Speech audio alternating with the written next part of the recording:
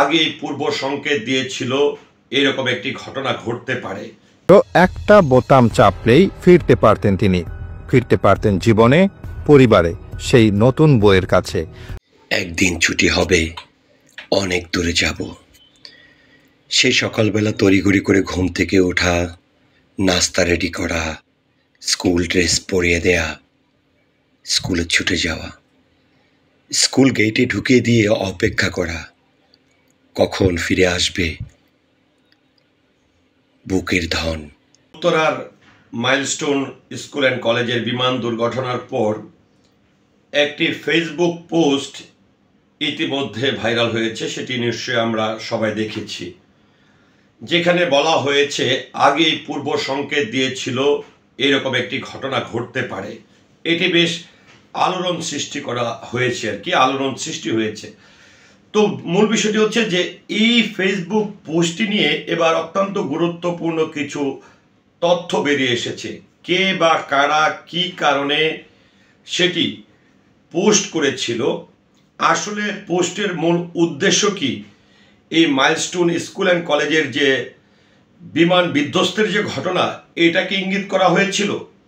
তো এটি নিয়ে আরটিভি নিউজ আসলে যে সংবাদটি প্রকাশ করেছে এবং যেখানে আসলে এই পেজ সম্পর্কে, এই সামাজিক যোগাযোগ মাধ্যম ফেসবুক সম্পর্কে যে তথ্যগুলো উঠে এসেছে সেটি একটু আপনাদের সামনে আমি উপস্থাপন করছি। এবং যেটি হচ্ছে যে এই ঘটনাটি কিন্তু এই বিমান বিধ্বস্তের যে ঘটনাটি ঘটেছে উত্তরার দিয়াবাড়ির মাইলস্টোন স্কুল অ্যান্ড কলেজে, সেটি কিন্তু 21 জুলাই হয়েছে। আর 22 জুলাই 2025 অর্থাৎ আজকে কিন্তু এই ফেসবুক পোস্ট সম্পর্কে গুরুত্বপূর্ণ তথ্য বেরিয়ে এসেছে।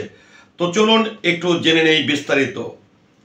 উত্তরা মাইলস্টোন কলেজে বাংলাদেশ বিমান বাহিনীর যুদ্ধ বিমান বিধ্বস্ত হয়ে বহু প্রাণহানির মর্মান্তিক ঘটনার আগে ফেসবুকে দেয়া একটি রহস্যময় সতর্কবার্তা সামাজিক যোগাযোগ মাধ্যমে ব্যাপক আলোড়ন তুলেছে। তবে সাইবার বিশেষজ্ঞদের অনুসন্ধানে উঠে এসেছে ভিন্ন এক চিত্র।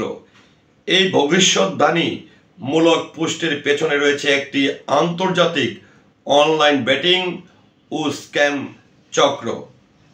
গত 21 জুলাই সোমবার দুপুর 1:06 বাংলাদেশ বিমান বাহিনীর FT-7 BGI যুদ্ধ বিমানটি যান্ত্রিক ত্রুটির কারণে রাজধানীর উত্তরার মাইলস্টোন স্কুল অ্যান্ড কলেজের একটি দোতলা ভবনে বিধ্বস্ত হয়।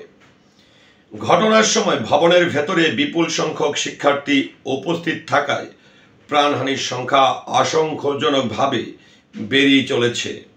এই ঘটনায় বহু শিক্ষার্থী নিহত ও আহত হয়েছেন। রাজধানীর বিভিন্ন হাসপাতালে চিকিৎসাধীন রয়েছে প্রায় শতাধিক শিক্ষার্থী।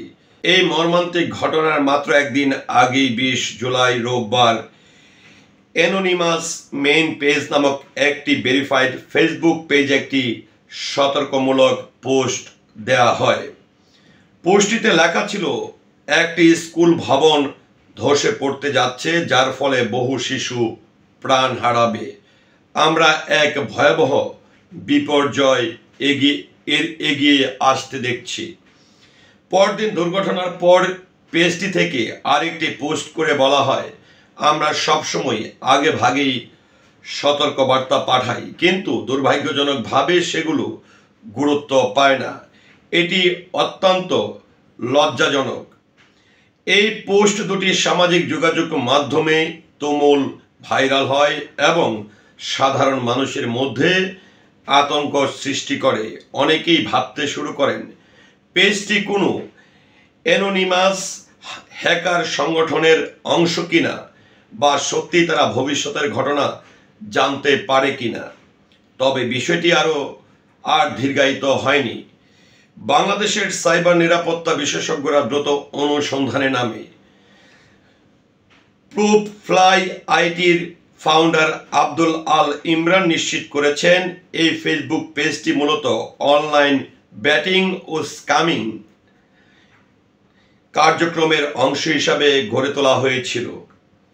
ইমরান বলেন, আমরা জানতে পেরেছি এই পেজটি 4 জন ব্যক্তি দ্বারা পরিচালিত হয়েছে, যার মধ্যে 2 জন নাইজেরিয়ান, একজন আমেরিকান এবং অপরজনের পরিচয় নিশ্চিত করা যায়নি। পেজটি বিভিন্ন সময়ে গুজব ছড়িয়ে ও মানুষের অনুভূতি নিয়ে খেলে তাদের ব্যাটিং সাইন ও স্ক্যাম প্রচারণা চালাত। ইমরান জানান, পরিচয় ফাঁস হওয়ার পর তারা দ্রুত তাদের আইডিগুলো ডিঅ্যাক্টিভ করে দেয় এবং বর্তমানে ফেসবুক পেজটি আর খুঁজে পাওয়া যাচ্ছে না। তিনি জনগণকে এই ধরনের গুজবে কান না দিয়ে বিশ্বস্ত সংবাদ মাধ্যম ও অফিসিয়াল সূত্রে বিশ্বাস রাখতে অনুরোধ করেন। এদিকে আন্তর্জাতিক বার্তা সংস্থা এএফপির বাংলাদেশের সাবেক ফ্যাক্ট চেক সম্পাদক ফখরুদ্দিন শিশির বলেছেন, পেজটি কোনো আন্তর্জাতিক হ্যাকার গ্রুপ অ্যানোনিমাস এর অংশ নয়, বরং এটি একটি প্রতারণামূলক অনলাইন জুয়া প্রমোট করতে ব্যবহার হতো। সংশ্লিষ্টরা বলেছেন, সামাজিক মাধ্যমে গুজব ও আতঙ্ক ছড়ানোর মাধ্যমে অসাধু চক্র যেমন বাণিজ্য ফায়দা তোলার চেষ্টা করে, তেমনি জনমনে বিভ্রান্তিও সৃষ্টি করে। এই ধরনের তৎপরতা বন্ধে সচেতনতামূলক বাড়ানো এবং কর্তৃপক্ষের দ্রুত পদক্ষেপ নেওয়া অত্যন্ত জরুরি।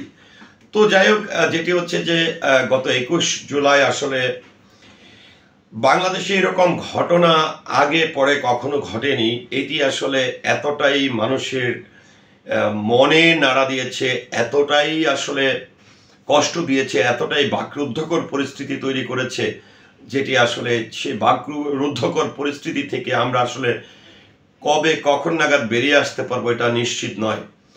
আরেকটি বিষয় হচ্ছে যে আসলে দেখেন, প্রত্যেকটি পিতা মাতা তাদের সন্তানকে যখন স্কুলে পড়ায় তখন সেই সকালের ঘড়ির অ্যালার্ম দিয়ে রাখা, সকালে সন্তানকে স্কুলের জন্য রেডি করা, টেনে হিঁচড়ে ঘুম থেকে উঠানো, স্কুলের গেট দিয়ে প্রবেশ করানোর পর সেই অপেক্ষা কখন তার সন্তান ক্লাস শেষ করে বেরিয়ে আসবে। আবার অনেক সময় সেটি আমরাও দেখেছি যে এই বাচ্চাগুলো স্কুল থেকে বেরিয়ে এসে বাবা মার হাতে ব্যাগটি তুলে দিয়ে তারা মাঠের মধ্যে খেলা করে থাকেন। বাবা মা অপেক্ষা করে থাকেন যে কখন ছেলের খেলা শেষ হবে, তারপরে আবার তাকে নিয়ে ঘরে ফিরবে। তারপরে টিফিন বক্সটি চেক করে যে আসলে মাঝখানে ক্লাসের মাঝখানে বিরতির সময় অর্থাৎ টিফিনটি খেয়েছে কিনা। তো আসলে আমরা অনেক কথাই বলতে পারবো, অনেক ধরনের ফেসবুক স্ট্যাটাস দিতে পারবো, অনেকভাবেই সমবেদনা জানাতে পারবো, কিন্তু বাস্তবতা পৃথিবীটা আসলে কতটা কঠিন এবং কতটা সন্তান হারানোর বেদনা কতটুকু সেটি কেবলমাত্র যারা তাদের সন্তানদেরকে হারিয়েছে তারাই বলতে পারবে। আবার আরেকটি বিষয় যেটি সামাজিক যোগাযোগ মাধ্যমে দেখছি যে অনেকেই এখনো অবধি একদিন পার হয়ে যাওয়ার সত্ত্বেও তাদের সন্তানের খোঁজ খবর পাচ্ছে না, কোন হাসপাতালে আছে, কি অবস্থায় আছে। আবার কিছু কিছু ক্ষেত্রে দেখছি যে বেয়ারিশ লাশ বলে কিছু পোস্ট হচ্ছে। এটি অনেক দুঃখজনক বিষয় যে একটি স্কুলে তাদের পরিচয় দিয়ে তাদের সব কিছু এন্ট্রি করেই কিন্তু স্কুলে ভর্তি করানো হয়, সেখানে বেয়ারিশ কেন হবে? কেন তার অভিভাবকরা তাদের সন্তানকে খুঁজে পাবে না? কিংবা আজকে যারা চিকিৎসাধীন অবস্থায় আছে তাদেরকে নিয়েও কেন আমাদেরকে পোস্ট দিতে হবে? এটি অত্যন্ত দুঃখজনক। তো যাই হোক, সবচেয়ে বড় যে বিষয়, আমরা আমাদের সন্তানদেরকে হারিয়েছি, অনেক শিক্ষকদেরকে হারিয়েছি, স্টাফদেরকে হারিয়েছি। যাদেরকে আমরা হারিয়েছি তাদের আত্মার মাগফিরাত কামনা করছি। আর যারা মৃত্যুর সাথে হাসপাতালে পাঞ্জা লড়ছে, আল্লাহ তাআলার কাছে প্রার্থনা করছি আল্লাহ তাআলা যেন তাদেরকে তাড়াতাড়ি সুস্থ করে তোলেন। আর আমরা অবশ্যই সকল গুজব থেকে বিরত থাকব, কোনো গুজবে কান দিব না। সত্য এবং বাস্তব সংবাদ আমরা সামাজিক যোগাযোগ মাধ্যমে যারা লেখালেখি করে থাকি তারা সত্যটাকেই উপস্থাপন করব, এমনটাই প্রত্যাশা করছি। আসসালামু আলাইকুম।